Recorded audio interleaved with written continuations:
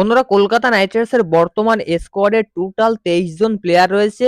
Kolkata night রাইডার্সের দুটো slot কিন্তু এখনো ফাঁকা রয়েছে, দুটো ইন্ডিয়ান প্লেয়ারের স্লট। তো এখন কথা হচ্ছে কলকাতা নাইট রাইডার্স কি এই দুটো স্লট পূরণ করবে নাকি এবছরের আইপিএল এই 23 জন প্লেয়ার নিয়েই খেলবে।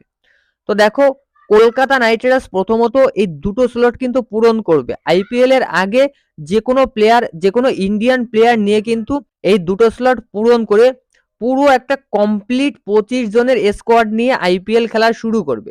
তবে এখনো কিন্তু কেকেআর কোন প্লেয়ারকে দলে নেবে বা কোন প্লেয়ারকে দলে নিতে পারে এরকম কোনো হিন্টস আমাদের দেয়নি।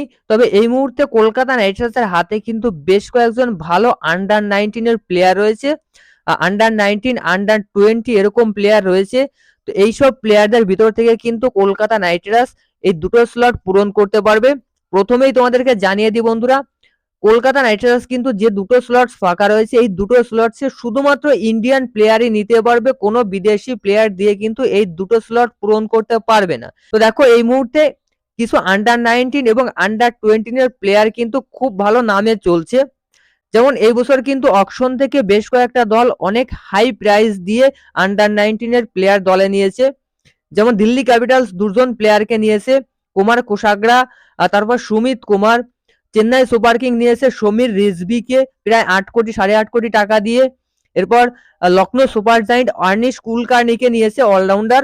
এই আর্নিশ কুলকার্নি কিন্তু এই মুহূর্তে তোমার খেলছে হচ্ছে আন্ডার 19 ওয়ার্ল্ড কাপ। তার সঙ্গে আন্ডার 19 ওয়ার্ল্ড কাপে কিন্তু মুশির খান নামে একজন প্লেয়ার খেলছে। আপনারা হয়তো সারফরাজ খানকে চেনেন, এই সারফরাজ খানের ভাই হচ্ছে মুশির খান। দুর্দান্তভাবে কিন্তু ডোমিনেট করছে আন্ডার 19 ওয়ার্ল্ড কাপে। 5 ইনিংস খেলেছে, এই 5 ইনিংসে টোটাল 334 রান করেছে, যেখানে 83.50 হচ্ছে এভারেজ রান। একটা 50 করেছে, দুটো সেঞ্চুরি করেছে। একটা ইউএস এর এগাইনিস্টে সেঞ্চুরি করেছে, একটা নিউজিল্যান্ডের এগাইনিস্টে সেঞ্চুরি করেছে। তো এই মুশির খান কিন্তু একজন দুর্দান্ত ব্যাটার, দারুণ টেকনিক রয়েছে ব্যাটিং এ, লোয়ার অর্ডারে ব্যাটিং করে। তো কলকাতা নাইট রাইডার্সের হাতে কিন্তু মুশির খান একটা অপশন হতে পারে। তো দেখো, কলকাতা নাইট রাইডার্স কিন্তু যে কোনো প্লেয়ারকে দলে নিতে পারবে না, অর্থাৎ যে কোনো ইন্ডিয়ান প্লেয়ারকে দলে নিতে পারবে না। একমাত্র সেই সব প্লেয়ারদেরকেই দলে নিতে পারবে যারা আইপিএল 2024-এর অকশনের নাম রেজিস্টার করেছিল, এখন আনসোল্ড রয়েছে বা অকশন টেবিলে তাদের নাম ওঠেনি। যারা নাম রেজিস্টার করেছে কেবলমাত্র তাদের ভিতর থেকেই কিন্তু কলকাতা নাইট রাইডার্স প্লেয়ারদের দলে নিতে পারবে, বাইরের প্লেয়ার কিন্তু দলে নিতে পারবে না। তো মুশির খান নাম রেজিস্টার করেছিল অ্যাজ এ অলরাউন্ডার 20 লাখ টাকা বেস প্রাইজে। সুতরাং কলকাতা নাইট রাইডার্স কিন্তু মুশির খানকে দলে নিতে পারবে। এখন দলে নেবে কি না নেবে সেটা হচ্ছে ম্যানেজমেন্টের ব্যাপার।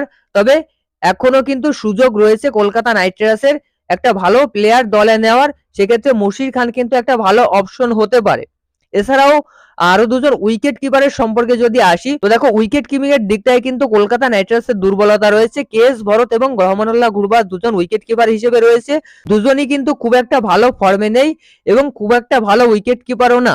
সেক্ষেত্রে কেকেআর কিন্তু একজন ইন্ডিয়ান উইকেট কিপার নিতে পারে যারা লোয়ার অর্ডারে ভালো ব্যাটিং করতে পারে অথবা ওপেনিং এ ব্যাট করে। এরকম কোনো উইকেট কিপার ব্যাটসম্যান থাকলে তাদের ভিতর থেকে একজনকে কিন্তু দলে নেওয়া যায় বা নিতে পারে।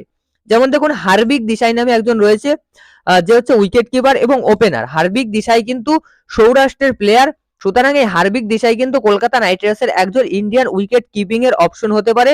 খুব ভালো ব্যাটসম্যান, ধরে খেলতে পারে। ভেঙ্কটেশ আইয়ারের সঙ্গে কিন্তু হার্বিক দেশাইকে দিয়ে ওপেনিং এ খেলাতে পারবে যদি জেসন রয় এবং রহমানুল্লাহ গুরবাজ ফ্লপ যায়। তো হার্বিক দেশাই একটা অপশন রয়েছে। এছাড়াও দীনেশ বানা রয়েছে একজন ভালো উইকেট কিপার, দীনেশ বানার দিকেও দেখতে পারে, আন্ডার 19 ওয়ার্ল্ড কাপ উইনার 2022-এর।